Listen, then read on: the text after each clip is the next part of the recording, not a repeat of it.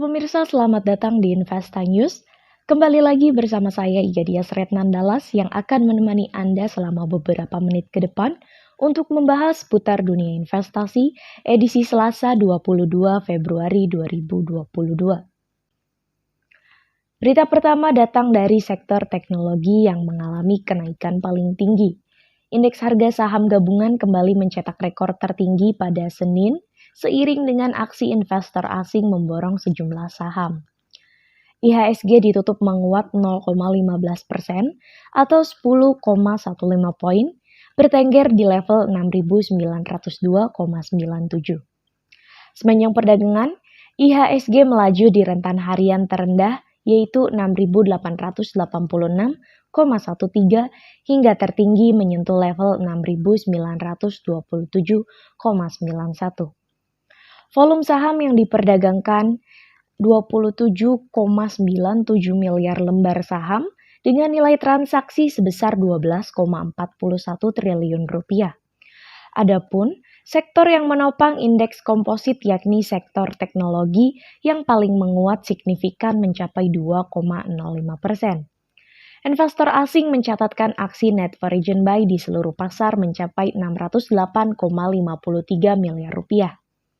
Saham PT Bank Rakyat Indonesia paling laris manis diborong asing dengan net buy senilai 236,97 miliar rupiah. Selanjutnya, saham PT Bank Jago yang juga dibeli asing dengan net buy 127,16 miliar rupiah dan saham PT Harum Energi sebesar 99,08 miliar rupiah. Sebaliknya, saham yang justru dilego asing antara lain saham PT MNC Investama dengan net sale 136,47 miliar rupiah, diikuti saham PT Indofood Sukses Makmur dengan net foreign sale 25,85 miliar rupiah dan saham PT Bank Bukopin Indonesia sebesar 20,31 miliar rupiah. Penguatan IHSG terjadi saat mayoritas bursa di Asia mencatatkan tren penurunan. Indeks Nikkei Jepang memimpin koreksi yakni sebesar 0,78% dan diikuti indeks Hang Seng Hong Kong yang melemah 0,65%. Pelaku pasar pun masih dibayangi kekhawatiran memanasnya konflik di Ukraina. Presiden Rusia Vladimir Putin dan Presiden Amerika Serikat Joe Biden mengatakan telah mencapai kesepakatan mengenai prinsip stabilitas dan keamanan di Eropa.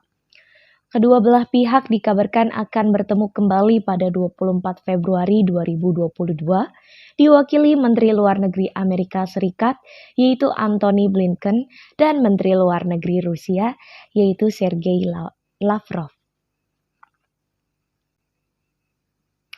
Selanjutnya datang dari IHSG yang telah berhasil menembus rekor, akan tetapi masih perlu diwaspadai karena rawan terhadap koreksi. Indeks harga saham gabungan kembali mencetak rekor tertinggi sepanjang sejarah atau all the time high Senin 21 Februari. Sempat bertengger di 6.927,90. IHSG ditutup menguat tipis 0,15% ke level 6.902,96. Analis pilar Mas Investindo Sekuritas Oki Ardiastama menilai saat ini pelaku pasar cukup optimis kondisi ekonomi dapat pulih sesuai ekspektasi. Ini terlihat dari aksi beli investor asing dan pergerakan IHSG sepekan terakhir yang bertolak belakang dengan pergerakan bursa Asia maupun global. Oki mengatakan, hari ini pelaku pasar akan mencermati rilis data pertumbuhan kredit. Data ini dapat menjadi indikasi awal perkembangan pemulihan permintaan industri, menurut keterangan Oki pada kemarin. Meski berhasil memecahkan rekor terbaru, analis Pintraco Sekuritas Valdi Kurniawan memberikan sejumlah catatan. Ia mengatakan, sebelum berakhir di level yang relatif flat, IHSG sempat menguji resisten di 6.930 pada awal perdagangan kemarin. Bersamaan dengan pergerakan tersebut, terbentuk pola inverted Dragonfly Doji sebagai sinyal koreksi. Faktor teknikal dengan indikasi overbought pada stokastik RSI akan lebih dominan mempengaruhi pergerakan IHSG hari ini. Menurut saran Valdi, jangan terlalu agresif terlebih dahulu untuk melakukan akumulasi beli. IHSG diperkirakan koreksi ke pivot 6.850 hingga 6.875. Analis BCA Sekuritas Ahmad Yaki juga melihat IHSG hari ini akan diwarnai aksi ambil untung atau profit taking. Lantaran secara teknikal IHSG belum mampu menembus garis upper Bollinger Band dan beberapa indikator sudah jenuh beli atau overbought. Hitungan Yaki, IHSG akan bergerak di rentan 6.830 hingga 6.985. Sementara itu, Oki memperkirakan rentan pergerakan IHSG ada di kisaran 6.859 hingga 6.927. Pelaku pasar dapat mencermati saham seperti MNCN dengan target harga 990 dan RALS dengan target harga Rp700 per saham. Datang dari sektor komoditas, yang pertama ada harga emas yang kembali turun. Harga emas dunia terpantau turun dari level tertinggi lebih dari 8 bulan pada perdagangan Senin 21 Februari lalu. Harga emas kembali mencapai level 1.900 US dollar per trounce pada perdagangan sebelumnya.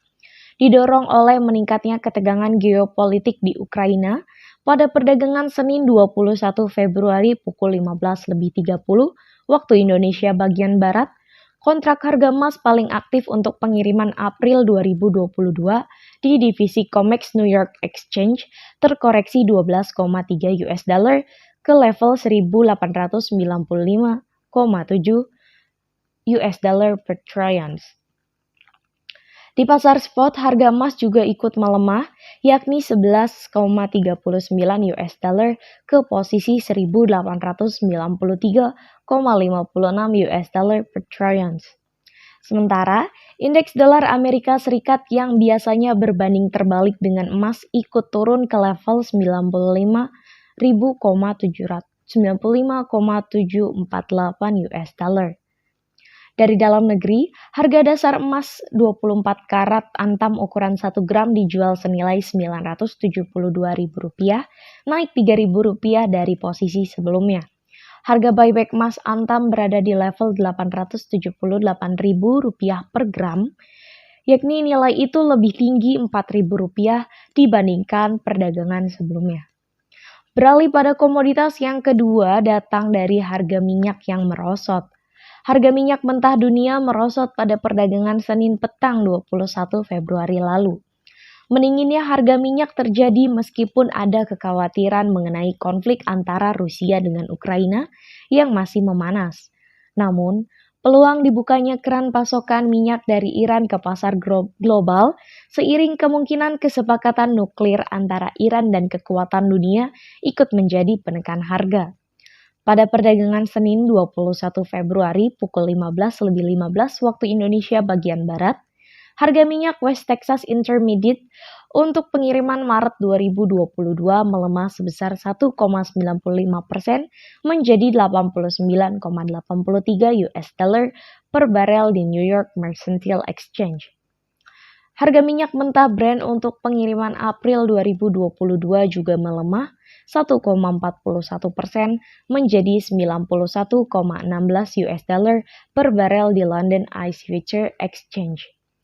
Negara Barat mengancam akan menjatuhkan sanksi kepada Rusia jika menyerang Ukraina.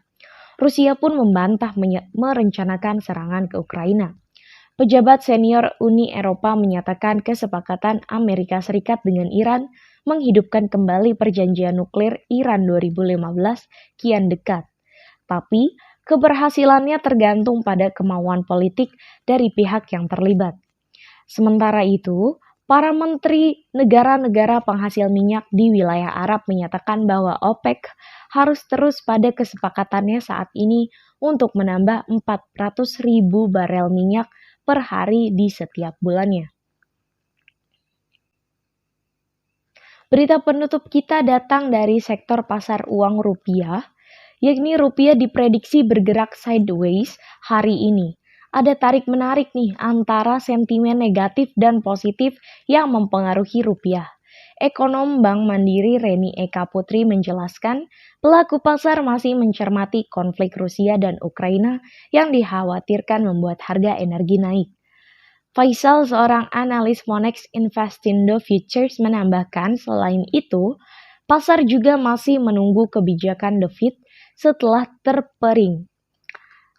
Ada kabar positif Presiden Amerika Serikat Joe Biden akan bertemu dengan Presiden Rusia yakni Vladimir Putin.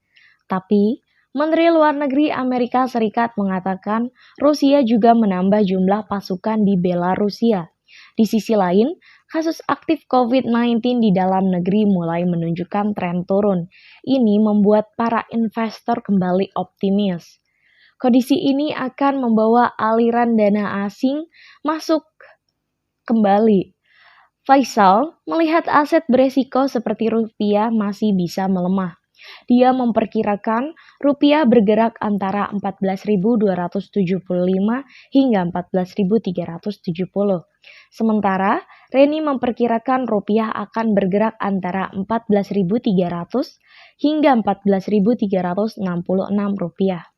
Kemarin kurs spot rupiah turun 0,07% menjadi 14.328. Kurs Gisdor naik 0,07% ke 14.329. Berita tersebut sekaligus menjadi berita penutup kita pada pagi hari ini. Saya Gadia Sretnandalas pamit undur diri. Sampai jumpa.